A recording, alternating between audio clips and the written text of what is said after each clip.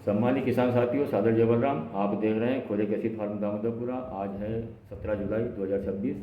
हम बात करेंगे सोयाबीन खेती में लगने वाले कीड़ों के ऊपर। तो सोयाबीन खेती में कितने प्रकार के कीड़े लगते हैं और उनके समाधान क्या है और किस स्टेज पर वो कीड़े लगते हैं, उनका समाधान हमें कब करना चाहिए, हम इसी के ऊपर बात करेंगे। काफ़ी किसान साथियों के कमेंट भी है, फोन कॉल भी है कि सोयाबीन की खेती में हमें पहला स्प्रे क्या लेना चाहिए। हम आज सिर्फ उसी के ऊपर बात करेंगे। तो साथियों, एक सामान्य कीट रहता है सोयाबीन में शुरुआत में, जैसे सकिंग पेस्ट हो गए, एक सुनहरा कीड़ा रहता है और इसके बाद में कुछ सेमुल पर इल्लियाँ रहती है, कुछ कभी कभी हरी इल्ली भी देखने को मिलती है। तो इनके लिए तो सभी के पास समाधान है, कोई दिक्कत नहीं। मैं उसी के ऊपर बात करूँगा आज कि हमें क्या लेना चाहिए इनके लिए।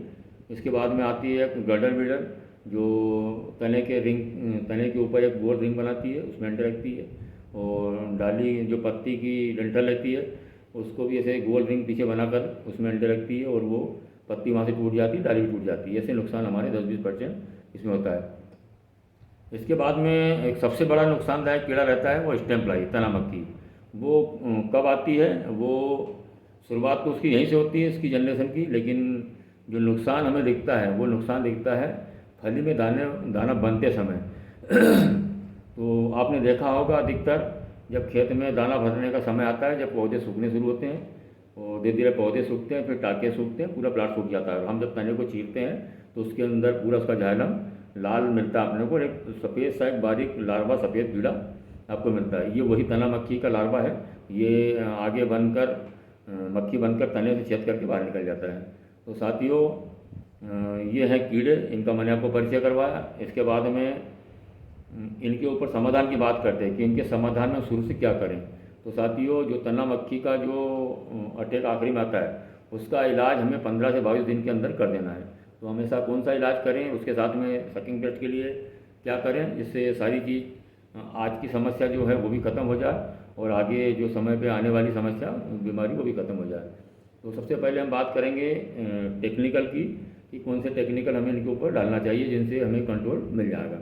तो सबसे पहले तो मैं आपको बताने तो लेम्डासाइलोथ्रीन और थाइमेथाक्साम का कॉम्बिनेशन आता है, जो मार्केट में अलीका नाम से उपलब्ध है। उसके मिलते जुलते काफ़ी कंटेंट हैं, आप उसको ले सकते हैं। ऐसे ब्रांड हैं जिनके ऊपर आप विश्वास करते हैं, वो ले सकते हैं। इसके बाद में आता है एक बीटासाइलोथ्रीन और एमिडाक्लोप्रिड, ये बाहर का सोलोमन नाम से आता है। इसके मिलते जुलते आपको ब्रांड काफ़ी मिल जाएंगे। आप जो भी लेना चाहते हैं, चाहे अलीका ले लेना, सोलोमन ले लेना, चाहे इनके मिलते जुलते जिस कंपनी पर आप विश्वास करते हो, जिनकी आपको किफ़ायती लगे, वो ले लेना। आप बता देता हूँ, दो में से एक कोई भी ब्रांड लेना है। इसके साथ में आपको इमामेक्टिन 1.9 लिक्विड ऐड करना है या 5% दानेदार ऐड करना है। दो में से कोई एक ये करना है। एक तो हो गया उधर का ब्रांड, एक हो गया इसमें से कोई। अगर आप इमामेक्टिन से बचना चाहते हैं तो आप क्लोरएंटीनिलिप्रोल जो कोराजन टेक्निकल आता है, उसको भी आप साथ में ऐड कर सकते हैं। इनको साथ में ऐड करने से ये होगा कि आपके स्प्रे की अवधि बढ़ जाएगी। और शुरुआत में जो सकिंग पेस्ट भी हैं, कुछ सेमुल पर ईल भी रहती है, कोई हरी ईल भी कहीं आपको दिख रही, तो ये सारी चीज़ का समाधान आपका यहीं हो जाएगा और आपका स्प्रे का समय बढ़ जाएगा। तो साथियों, ये कीट की आगे की रोकथाम के लिए आपको ज़रूरी है कि 15 से 22 दिन के स्प्रे जो मैंने बताया ये करें, क्योंकि तना मक्खी की शुरुआत यहीं से होती है। आपने अधिकतर देखा, आपको उदाहरण के तौर पर समझा देता हूँ। हम किसान के घर में जन्म लिया, हम शुरू से देखते आ रहे हैं। हमारे जिनके पास पशु है वो इस चीज़ को अच्छे से जानते हैं कि जब बारिश का टाइम आता है, उस समय जो पशु का गोबर रहता है उसके बाद बारीक बारीक बहुत लार्वा जैसे ऐसे मक्खी के अंडे आपको देखे होंगे सफ़ेद गुच्छे में। वही मक्खी की ये भी प्रजाति है।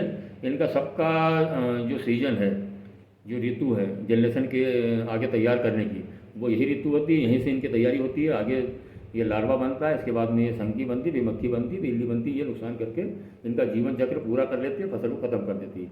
तो हम यहीं से अगर उसको मारना शुरू कर देंगे तो वो आपकी आगे जो परेशानी होने वाली वो नहीं होगी। ज़्यादा करके उसको आपको सिर्फ 15 से 22 दिन में संभाल लेना है। अगर यहाँ से आपने उसको जनरेशन को रोक दिया तो आगे वो तकलीफ नहीं आएगी और रिंग कटर भी इनमें कंट्रोल हो जाएगी। जो तने की जो रिंग लगा कर मैंने आपको बताया पहले, जो रिंग लगाती है डाली टूट जाती है, वो समस्या भी नहीं आएगी। तो साथियों, ये तो हो गई रोग व्याधि के ऊपर बात। अब हम बात कर लेते हैं कि अगर आपकी फसल में आपने निंदानाशक डाली है, वो चाहे फ्री में डाली या पोस्ट में डाली, उसका इफेक्ट आपकी सोयाबीन पे 100% होगा। तो आप इसमें NPK 19-19 500 ग्राम एकड़ साथ में ले लेना। तो आपकी शुरुआत फसल की जो ग्रोथ है वो अच्छी हो जाएगी। क्योंकि आपने अगर बचपना सुधार दिया तो उसकी पूरी जीवन लाइफ अच्छी साइकिल रहेगी, कोई दिक्कत नहीं, आपकी उत्पादन भी बढ़ेगा। तो साथियों, मैं एनपीके के ऊपर आपको एक वीडियो अलग से बताऊंगा कि आपको एनपीके किस किस स्टेज में देना है और कौन सा देना है, उसके ऊपर मैं आपको बताऊंगा। क्योंकि वर्तमान समय में खाद की काफ़ी किल्लत है, कुछ किसान नहीं भी डालना चाहते, या जिन ये किसान डालना चाहते हैं उनको खाद नहीं मिला, तो हम उसकी पूर्ति फॉलियर स्वयं कैसे कर सकते हैं उसकी मैं बताऊंगा। आप किस किस चीज़ के साथ में उसको डाल सकते हैं, किसके साथ में नहीं डाल सकते, ये सारी चीज़ मैं एक वीडियो में आपको आगे बताऊंगा। तो ये हो गई मेरी बात यहाँ तक की। इसके बाद में एक समस्या और आती है, आपने देखा होगा जहाँ ABS 85, 2107, 2117 जैसी वेराइटियाँ हैं जो नॉन रिलीज वेराइटियाँ हैं, इनमें अधिकतर शुरुआत में सोयाबीन में कुछ ज़मीनों में जहाँ चुनखड़ी है या ज़्यादा नमी वाली ज़मीन है, वहाँ शुरुआत में पत्तियाँ पीली निकलती हैं, उसकी धारी हरी रहती है, पत्ती पूरी पीली होती है, पत्ती का साइज छोटा है, पौधा बौना रहता है। ये समस्या जो है ये आयरन की कमी से होती है, जो लोह तत्व की कमी जिसको बोलते हैं, उसी कमी से। इसके समाधान के लिए आप फेरस 12% चिलेटेड स्प्रे साथ में कर देना। बस इतना ध्यान रखना, जहाँ आप इनका स्प्रे करो वहाँ NPK 19 मिली डालें, बाकी केमिकल साथ में डल जाएगी। और कोशिश करें इसको दोपहर बाद डालें, तेज़ धूप में डालें, क्योंकि कुछ ज़्यादा पावरफुल चीज़ है ये। मात्रा आपको सिर्फ 100 ग्राम एकड़ लेना है, तो 100 ग्राम एकड़ आप लेंगे तो इससे कोई दिक्कत नहीं आएगी, केमिकल के साथ में चले जाएगी। बस NPK से इसको दूरी बना लेना, क्योंकि NPK अगर डालेंगे तो पानी में इसकी मात्रा ज़्यादा हो जाएगी, तो आपको ये दिक्कत आएगी। तो साथियों, ये मेरी जानकारी थी, आपको मैंने शेयर की, और समय समय पर आपको वीडियो बना डालते रहूँगा। और ये जानकारी कैसे लगी अन्य साथियों में शेयर करें, और चैनल को सब्सक्राइब नहीं किया तो सब्सक्राइब कर लें। धन्यवाद।